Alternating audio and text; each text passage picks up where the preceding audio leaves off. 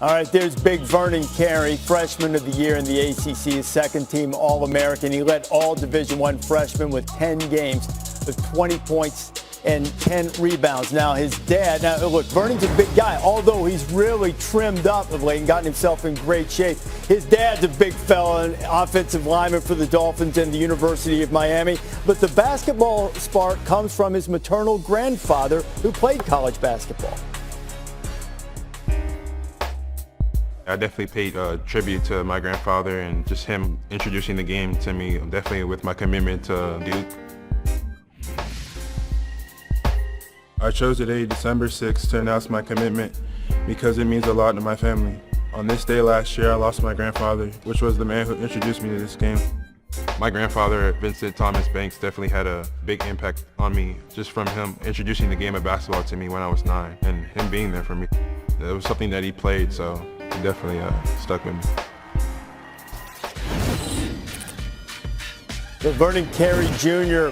Coach K says he's down to like 240, something like that, maybe a little less right now.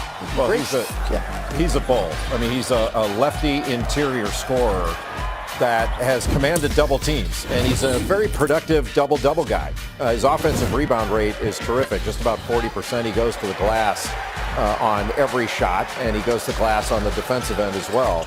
He can step away and knock down an open three. He's not necessarily a pick-and-pop big guy. Good second jump when he rebounds. He just needs to improve his perimeter defense and a little bit of his mobility to be able to operate out on the floor. But a very, very productive big guy. You know what, JB? 5-6 years ago, it feels like he would have been a lottery pick. I mean, it's how much the game has just changed, the fluidity in that position, how you have to be so skillful. Not saying that Vernon isn't skillful, he's just more of a traditional big.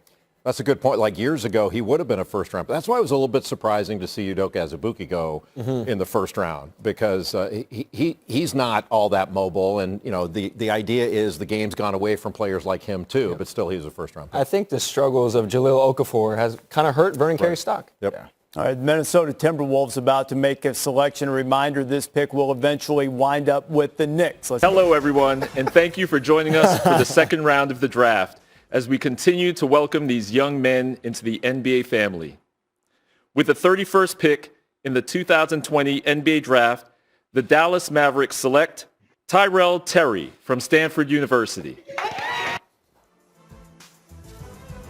Here's Tyrell Terry. Jay just mentioned him a few moments ago as being one of the guys that perhaps thought could go right at the end of the first round, but now he gets an opportunity with the first pick of the second round going to the Dallas Mavericks. Let's take a look at the highlights of Tyrell Terry brought to you by 1800 Tequila.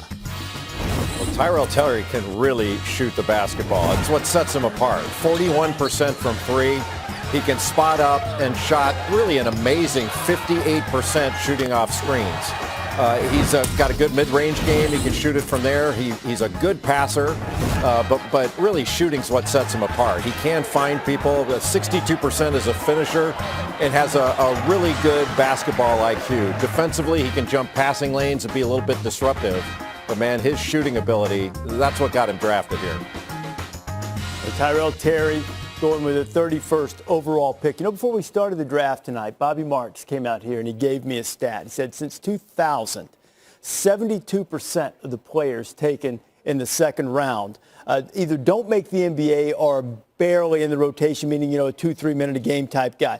You get down to pick number 48 and that number goes up to 82. I don't say that to discourage the second round, but